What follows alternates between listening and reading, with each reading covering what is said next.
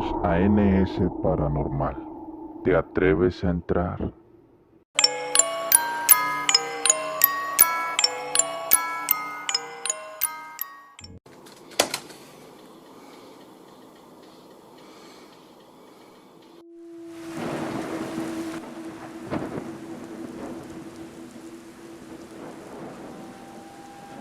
Tengo 18 años. Trabajo en un lugar bastante peculiar.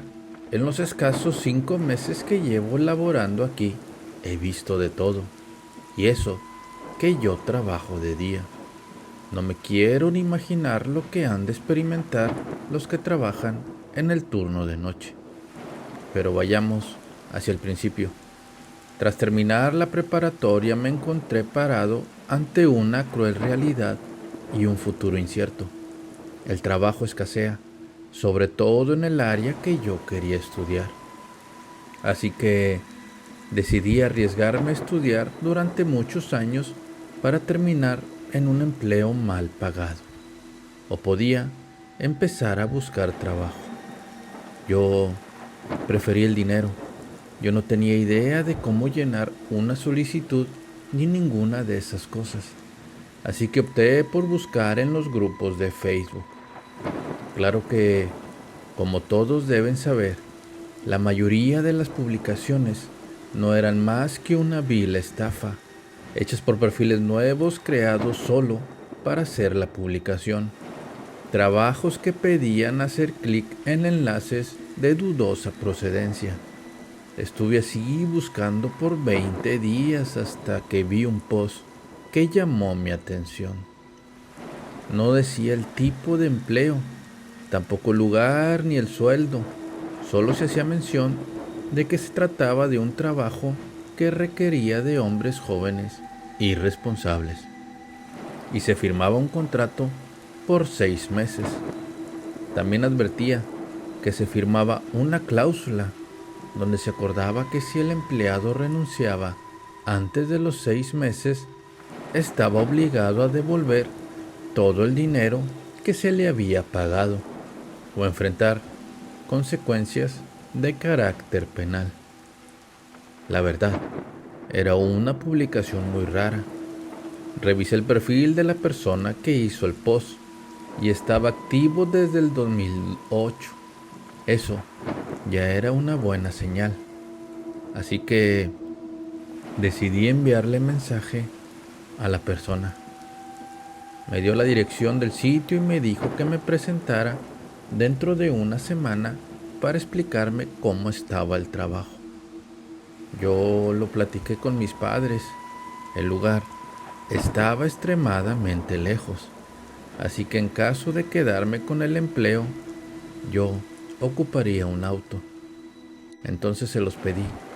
Al principio se negaron, sobre todo mi padre, pero luego le dije que salía más barato comprarme un carro medianamente decente que pagarme una carrera universitaria. Así fue como lo convencí. Cuando llegó el día de presentarme en aquel sitio, yo ya tenía mi auto.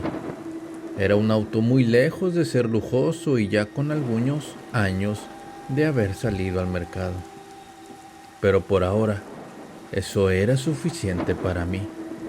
Conduje durante 2 horas por carretera. Tuve que apoyarme con el GPS para no perderme en el trayecto. Se trataba de un local bastante grande de 2 plantas, de colores discretos y con una arquitectura demasiado simple. Lo raro es que el lugar estaba literalmente en medio de la nada, rodeado por puro monte. Al llegar, me recibió la persona con la que había hablado por Facebook. Esta persona, a pesar de mostrarse con demasiada seriedad, parecía agradable. Lo primero que hizo fue decirme que se trataba de una funeraria y que si quería rechazar el empleo, este era el momento. Yo decidí continuar. En breve me llevó a dar el recorrido por las instalaciones. La distribución de las zonas de la funeraria se las iré contando conforme se ocupe. Lo más destacable aquí es que la morgue está en el primer piso. Claramente, no hay cómo acceder. Hay un grueso vidrio ahumado que separa la morgue del resto de la primera planta. Hay dos maneras de ingresar a la morgue.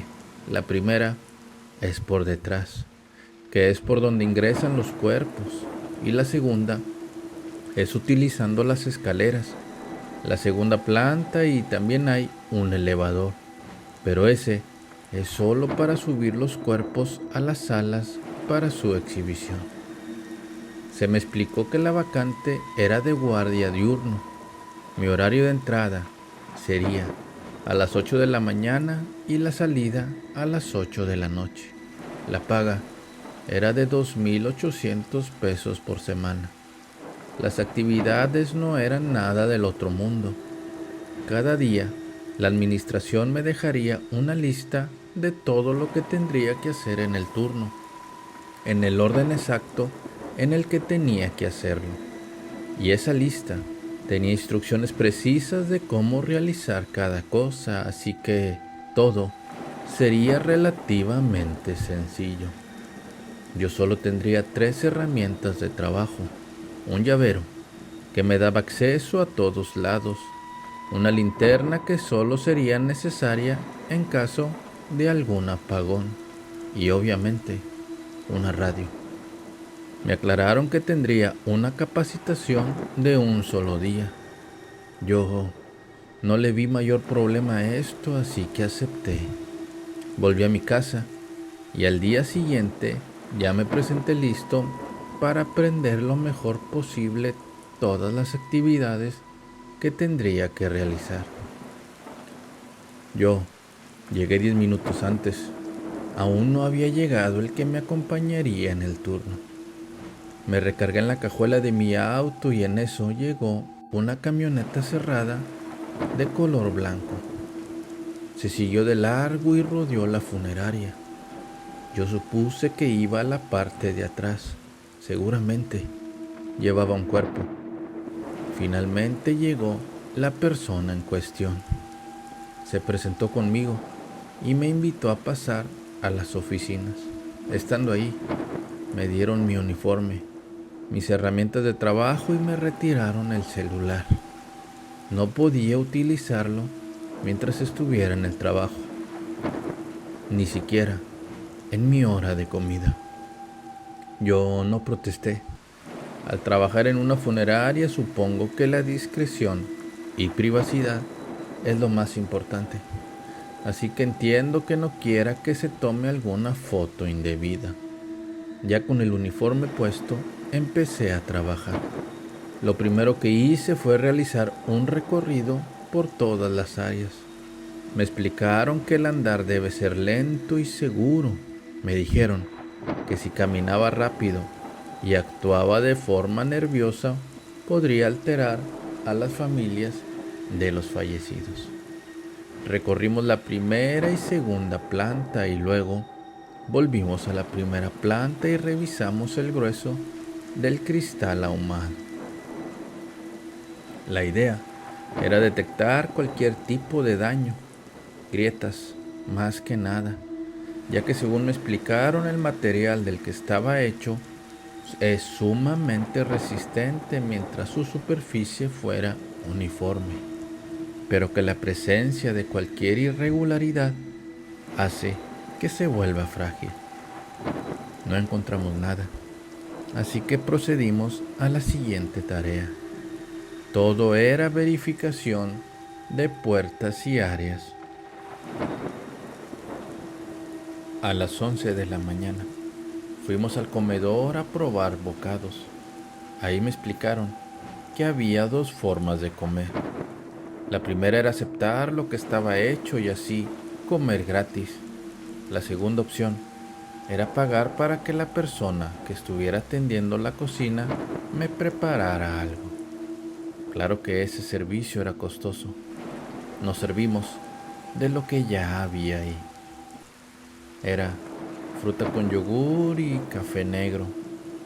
Luego del ligero descanso de 15 minutos, subimos a la segunda planta para que me mostrara el cuarto de monitores. Se trata de una pequeña oficina de 3x2. Dentro hay una radio que sintoniza siempre las noticias, una silla muy cómoda, un archivero, un escritorio y un monitor que muestra todo lo que está siendo grabado por el circuito cerrado, que está conformado por 30 cámaras. Todo está siendo grabado las 24 horas. El comedor, los baños, el área de fumadores, las oficinas, la morgue, el elevador, la enfermería, los cuartos del servicio fúnebre, las escaleras, pasillos y todo el perímetro de la funeraria. A mí me pareció demasiada vigilancia para una funeraria, así que pregunté sobre el motivo de tanta cámara. La respuesta fue que la funeraria manejaba una cartera de clientes muy especiales, de mucho dinero y con familias que tenían gustos excéntricos. Por dar un ejemplo, la funeraria utiliza un método de conservación de cuerpos muy avanzado y bastante costoso. Este método permite que el cuerpo se mantenga presentable durante una semana. También se me dejó en claro que no cualquiera podía solicitar los servicios de esta funeraria. No hay manera de buscarla en internet y tampoco se hace ninguna publicidad. Para que una familia pueda traer a su fallecido, debe de formar parte del círculo cercano del dueño o de alguna familia que anteriormente haya usado los servicios de la funeraria, aparte de tener mucha solvencia, por supuesto. Aquello a mí me sonó como algo sectario, así que dejé de hacer preguntas. Salimos del cuarto de monitores, caminamos un par de metros y luego dimos vuelta hacia el pasillo de la derecha. Ahí abrimos una puerta que requería llave. Eso nos llevó hacia un gigantesco pasillo. Del lado izquierdo había como 7 metros antes de topar con una pared, y 3 metros a la derecha estaba la escalera para volver a la primera planta. Pero del otro lado del cristal ahumado hay que darle toda la pared exterior de la morgue para llegar a la puerta. Caminamos más de 30 metros para rodear la morgue, y ahí estaban 2 puertas, una para entrar y una para salir.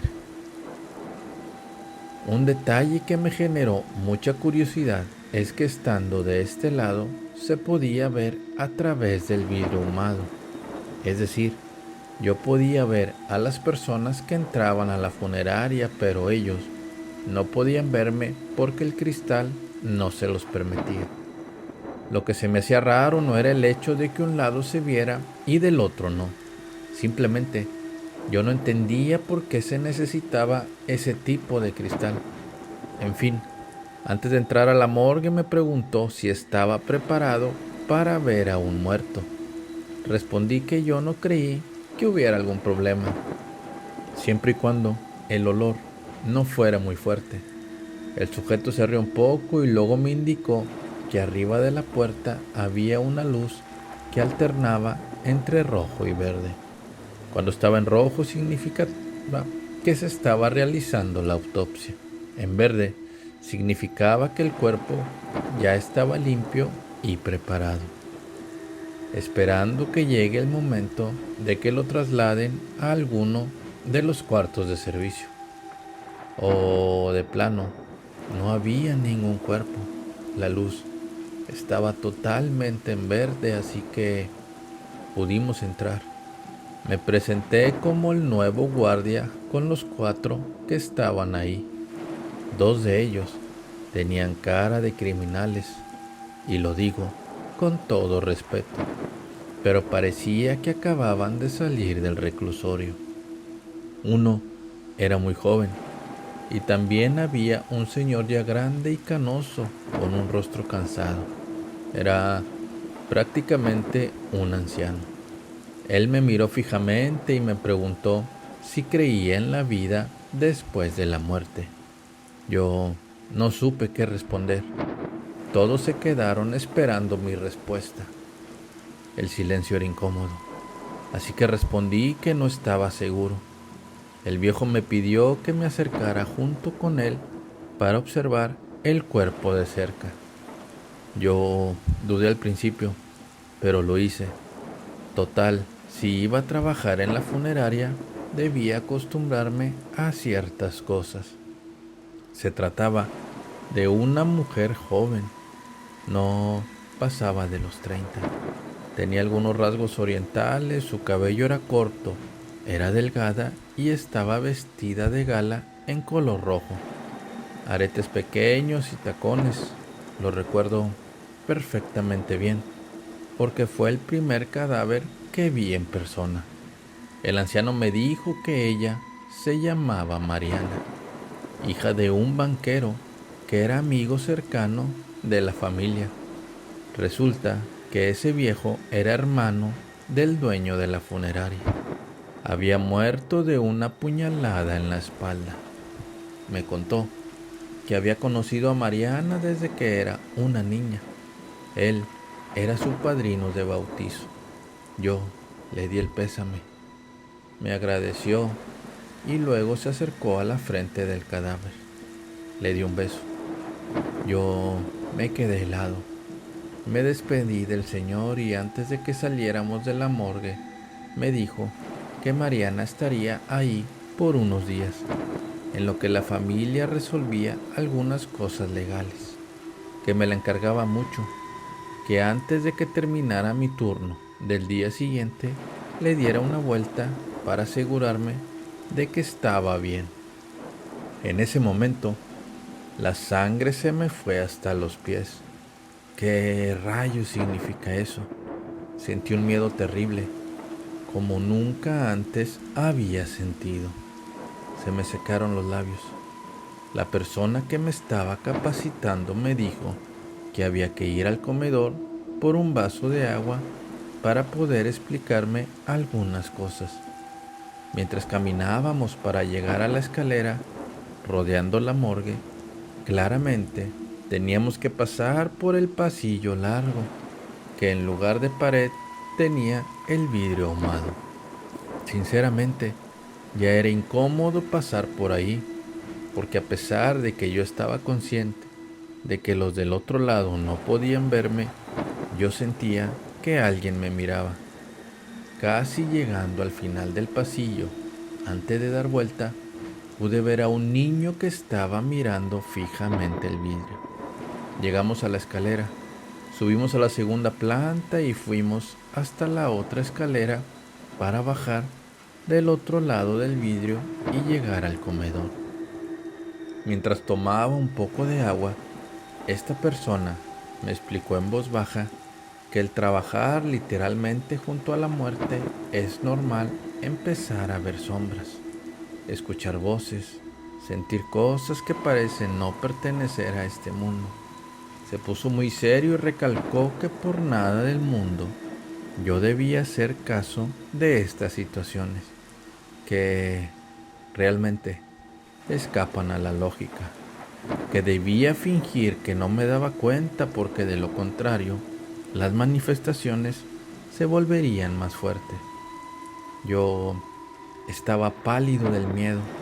El tipo relajó su expresión y me dijo que mientras yo siguiera las indicaciones al pie de la letra, no habría ningún problema. Así que yo no sabía qué hacer. El resto del turno ya no pasé ningún susto. Faltando 15 minutos para las 8 de la noche, llegó mi relevo. Nos presentamos, le di las llaves, la linterna y la radio. Fuimos a administración para firmar mi salida y también recogí mi celular. La persona que me había capacitado antes de retirarse me recordó que cada mañana debía recoger la lista de actividades en la administración y que debía seguir al pie de la letra las indicaciones que vinieran en la hoja. en tiempo y forma, y solo debía alterar mis funciones cuando el dueño o su hermano me dieran una indicación específica. Al día siguiente, llegué temprano y uniformado. Entregué mi celular en la administración, recogí mis herramientas de trabajo y la lista de actividades a realizar. Lo primero era dar un recorrido por toda la funeraria, ambas plantas y la morgue. Todo estaba en orden. Al momento de llegar a la morgue, que tenía el foco en verde, me encontré al otro guardia platicando con el hermano del dueño. Lo saludé y con un poco de pena le pregunté a mi compañero por qué, cuando él llegaba, yo le entregaba el turno y cuando yo llegaba, me lo entregaba a la administración. Me respondió que los de administración se retiraban a las 5, que ese era el motivo.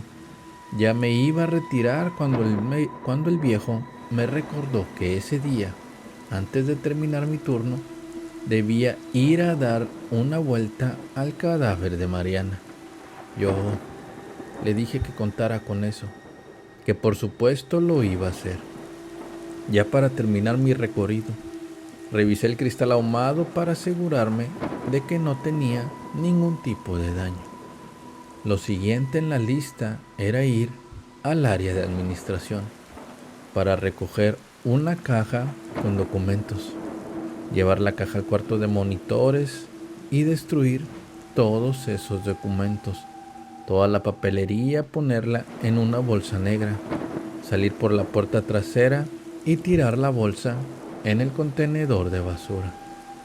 A la hora que tocaba, fui por la caja y luego fui al cuarto de monitores y sentí mucha curiosidad sobre el por qué tenía que destruir esos documentos. Decidí mirar un poco mientras los iba rompiendo. Los documentos que iba a destruir eran expedientes. Incluían fotografías y causa de muerte y hasta más detalles, pero no eran relevantes. En los primeros documentos no encontré nada interesante, así que me apuré a romper todo lo más rápido que podía, hasta que me encontré un documento que tenía la fotografía de un militar. Ahí decía que se trataba de un general, Víctor G. Hasta ahí todo bien, pero la causa de la muerte era lo que no tenía sentido. Decía inducción. Sin tener idea de qué pudiera significar, seguí rompiendo documentos. Me encontré otro que tenía la misma causa de muerte, inducción. Se trataba de Cristian B., abogado, José, Celia, Arturo, Brenda. Los 4 habían muerto por inducción. Nunca había escuchado esa causa de muerte. Era evidente que no podía preguntar porque sabrían que leí los documentos. Así que rompí todo. Los metí en una bolsa negra y los saqué al contenedor de basura. A las 11 de la mañana fui al comedor para comer y había pan tostado, salsa y café para tomar. Terminó mi pequeño descanso y lo siguiente en la lista era revisar las cámaras durante 1 hora. Así que subí a la segunda planta y fui al cuarto de monitores. La indicación era verificar que todo estuviera en calma. Nadie haciendo escándalo, nadie peleando y que la funeraria estuviera en armonía. Al principio es muy complicado estar viendo todas las cámaras al mismo tiempo. Me era imposible. Por suerte, a un lado del teclado había una serie de indicaciones de cómo monitorear de forma correcta. Había una tecla que al presionarla hacía que una sola cámara abarcara toda la pantalla, y con otra tecla la cámara enfocada iba alternando cada 5 segundos. Así podía revisar toda la funeraria en menos de 3 minutos. Comedor en orden, área de fumadores vacía, cuartos de servicio vacíos, Solo el cuarto de servicio número 2 estaba a media capacidad. Cuando todas las cámaras volvieron a dar la vuelta por el monitor, pude ver que 2 trabajadores estaban subiendo por la escalera. Traían un gran cuadro. Se trataba de una pintura con el rostro de Mariana. La estaban llevando hacia el cuarto de servicio número 1.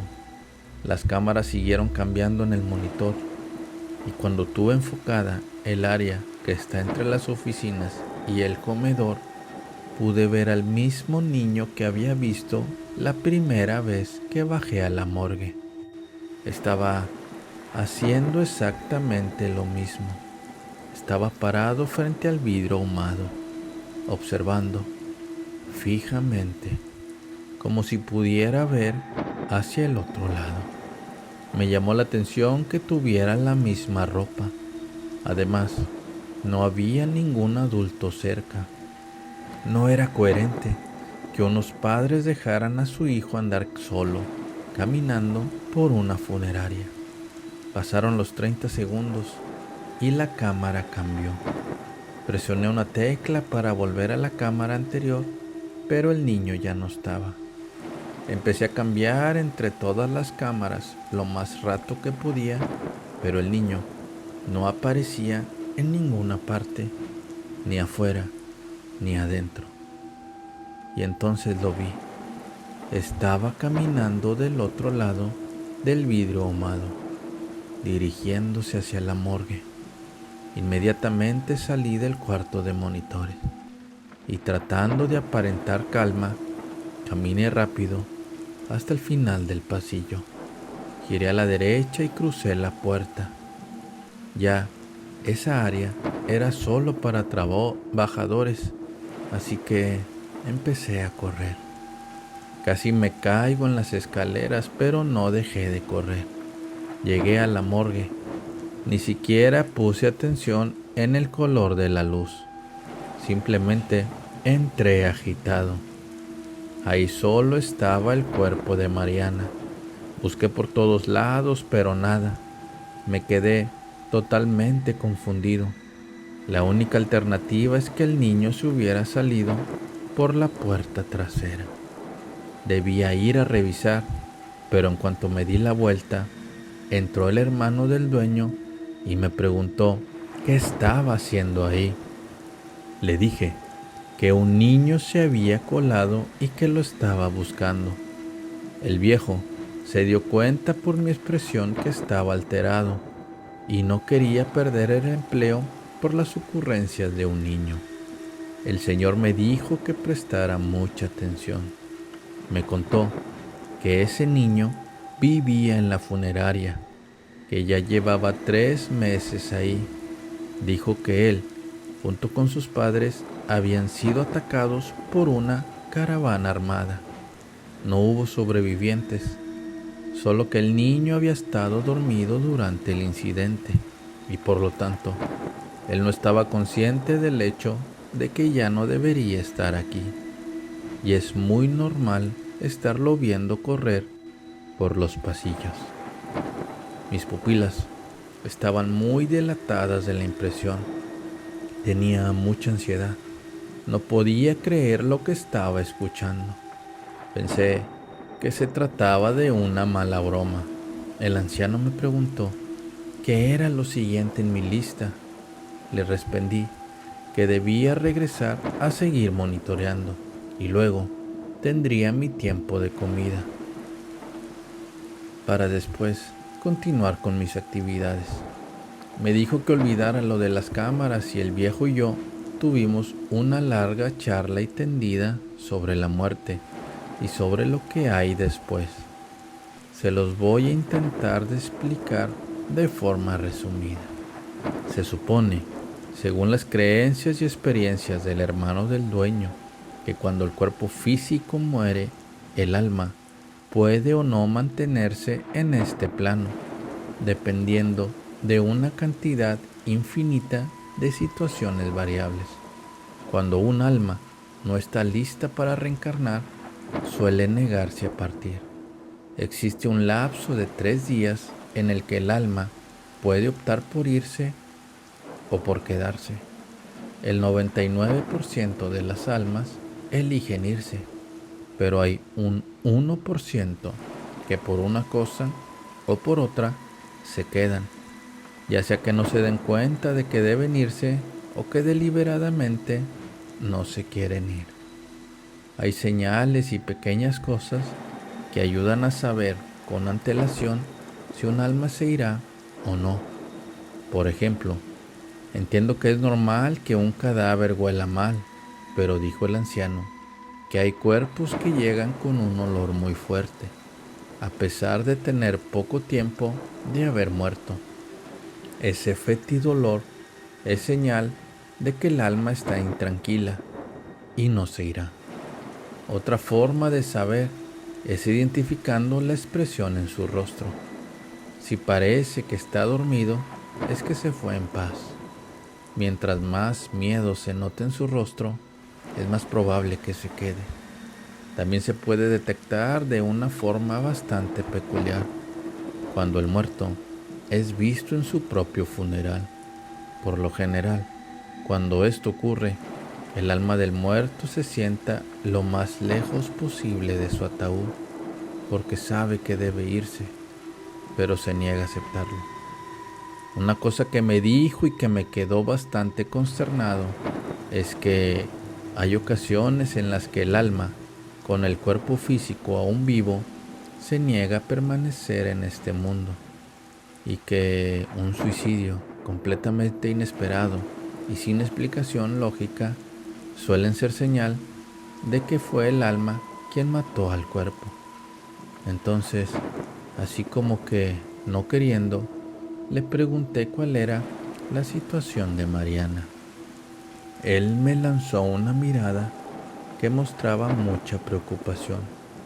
Dijo que él creía que ella iba a quedarse en la funeraria, que por eso me dijo que yo debía cuidarla, estar al pendiente de ella, que no debía dejarla salir de la funeraria porque los muertos se pueden perder, vagando sin rumbo por la eternidad, y si permanecía dentro de la funeraria, al menos sabrían que está bien. El Señor se sinceró conmigo. Creo que eso me hizo empatizar un poco con él, así que le dije que no se preocupara, que solo me dijera cómo debía cuidarla y que no habría problema. Debo admitir que en el fondo yo tenía dudas sobre si todo lo que me estaba diciendo era real, pero el Señor estaba bastante convencido y eso era suficiente para mí. El Señor me dio un par de indicaciones, me agradeció la atención y luego me dijo que ya podía ir al comedor. A la 1 en punto terminé de comer. Mi siguiente actividad era ir con la muchacha de la limpieza y revisar los insumos para el consumo interno. Gel antibacterial, desinfectante, ese tipo de cosas. Primero busqué a la muchacha en administración, pero no estaba. Ahí me dijeron que ella había ido al salón de fumadores a hacer limpieza. Cuando iba a salir de las oficinas, alcancé a ver de reojo una lista de Excel cuyo encabezado decía solicitud de inducción. Fingí que no había visto nada. No reaccioné, no hice muecas. Seguí derecho hasta que salí. Algo andaba mal con eso. Había varios expedientes cuya causa de muerte era inducción. Pero ¿por qué habría una lista de espera para morir? Parecía que detrás de aquello había algo perturbador, pero no tenía tiempo de estar pensando en eso. Yo tenía que trabajar. Rodeé las oficinas, pasé por enfrente de los baños hasta llegar al pasillo que conecta al salón de fumadores. Pero no entré, porque la muchacha estaba trapeando cerca de las escaleras. Fui con ella y le dije que de favor fuéramos a revisar los insumos. Caminamos de regreso por el pasillo que está entre la administración y los baños. Giramos a la izquierda pasando por afuera de la entrada de personal de cocina al comedor, y al final de ese pasillo estaba el cuarto de limpieza. Entramos. Es un lugar pequeño, más pequeño que el cuarto de cámaras. En una de las paredes había una lista con todo lo que había que tener, el stock mínimo. Al pie de página decía que si la existencia de algún producto estaba por debajo del stock mínimo, debía informar a administración para que realizaran el pedido. Y al hacer el inventario, si había un producto por debajo del mínimo permitido. Antes de volver a las oficinas, le pregunté discretamente a la de limpieza cuánto tenía trabajando en el lugar. Me dijo que llevaba 3 años. Así que le mentí diciendo que había escuchado a unas personas hablar de algo llamado inducción. Ella me miró muy seria y me dijo que no podía decir mucho porque la podrían correr. Solo me sugirió que cuando estuviera en el comedor le prestara atención a la mesa más alejada de la barra. Luego se fue. Yo fui a las oficinas y me acerqué a la persona en cuya computadora había visto la lista de espera y le pregunté si con él era para ver lo del pedido de material. Me respondió que no. Después me indicó con quién ir. Tuve medio segundo para echar un vistazo a su pantalla y pude corroborar lo de la lista. Ahí estaba. También las actividades del resto de mi turno ya no fueron tan interesantes. Faltando 15 minutos para mi hora de salida, fui a la morgue para revisar el cadáver de Mariana. Apenas iba a doblar en el pasillo que da a la puerta cuando frente a mí vi a Mariana vestida exactamente igual a como yo había visto su cadáver. Me quedé petrificado por unos momentos, intentando recordar lo que el viejo me había dicho que tenía que hacer en caso de que eso ocurriera.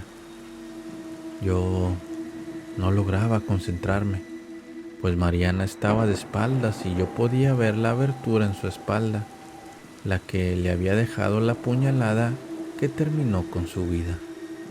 Respiré profundo y le hablé por su nombre. Volteó a verme. Tenía una expresión muy negativa y estaba claramente molesta.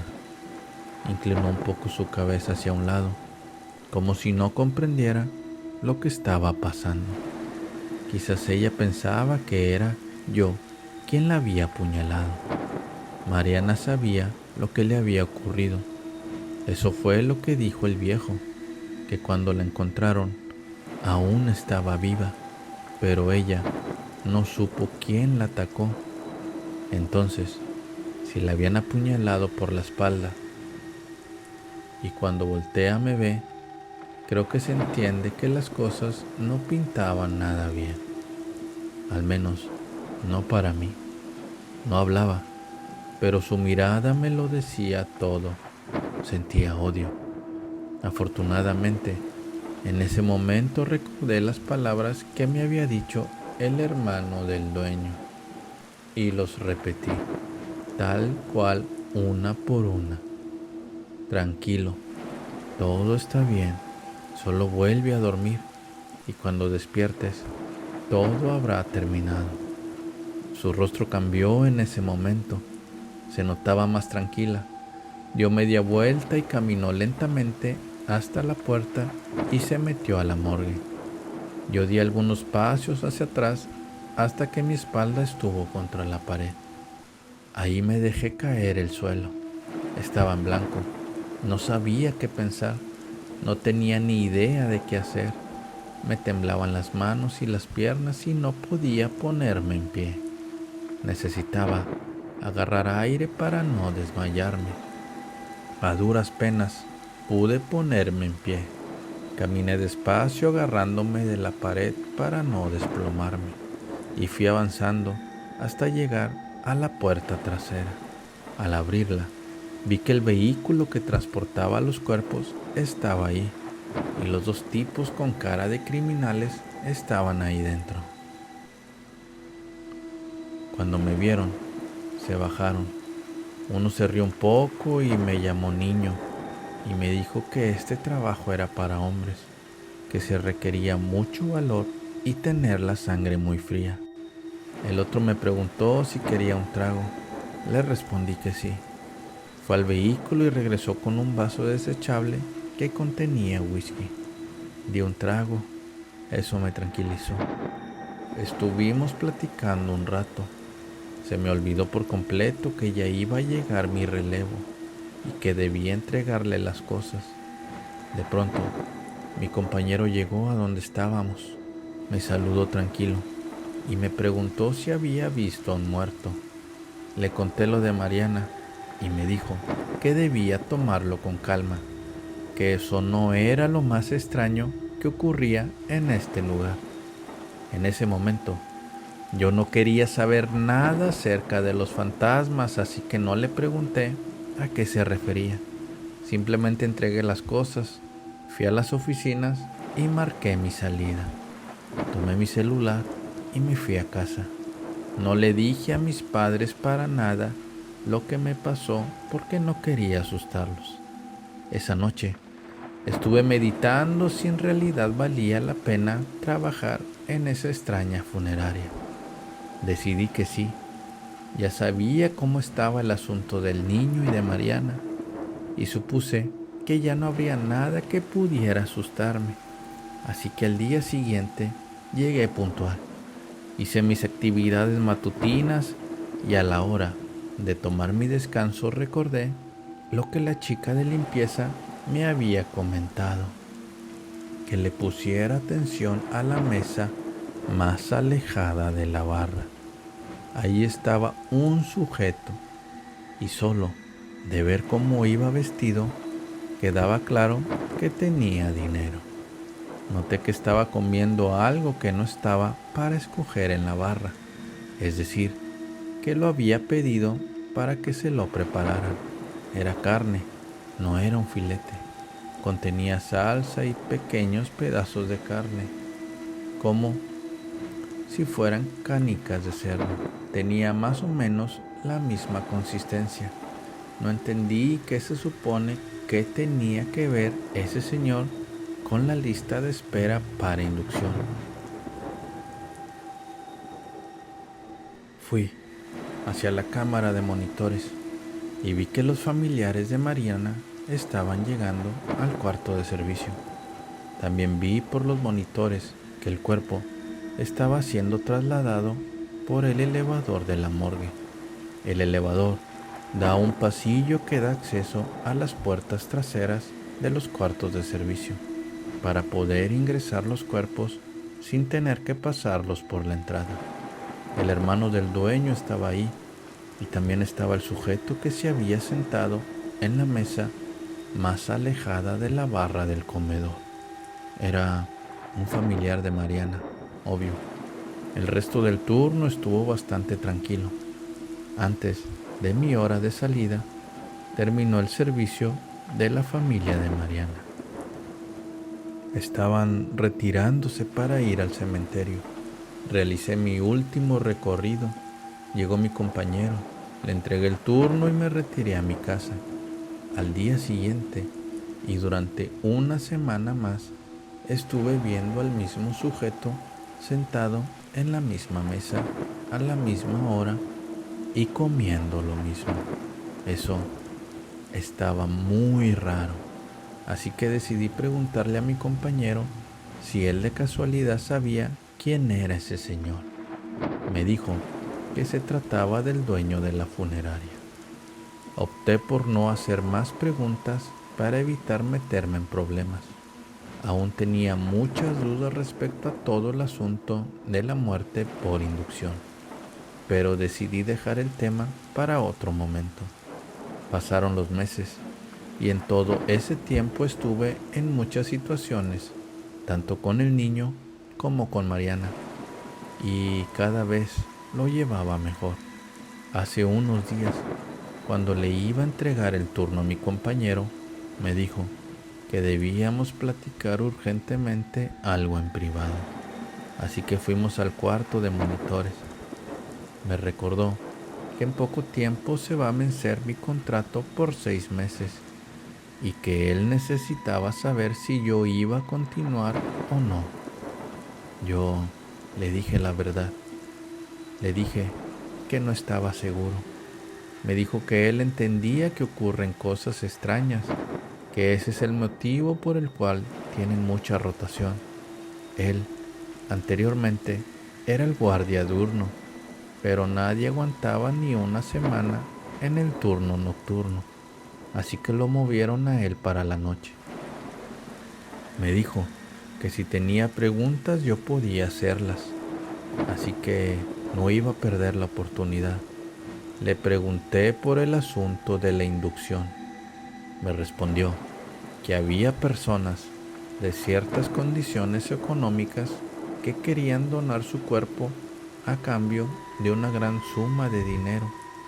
Pregunté cómo los mataban y qué hacían con los cuerpos. Me dijo que ellos acudían a la funeraria, se tomaban unas pastillas y morían sin dolor. En cuanto a lo que hacen con los cuerpos, me dijo que antes de responderme, yo debía firmarle un documento donde declaraba que iba a renovar mi contrato por otros 6 meses. Mi curiosidad era muy grande. Además, ya estaba un poco acostumbrado a las cosas raras que ahí ocurrían. Así que lo firmé. La respuesta fue que la mayoría de los cuerpos, el dueño de la compañía los vende a laboratorios y hospitales para que ellos hagan sus cosas, pero que de vez en cuando un cuerpo se queda en la funeraria, porque el dueño tiene gustos especiales cuando se trata de comida. Mi compañero notó mi cara de impresión. Entonces me miró fijamente y me dijo lo mismo que en aquella ocasión, que eso no era lo más raro que ahí ocurría. Entonces le pedí que me dijera a qué se refería. Su respuesta fue: Don Iván, el hermano del dueño, fue el primer muerto que tuvo su servicio aquí hace 5 años atrás.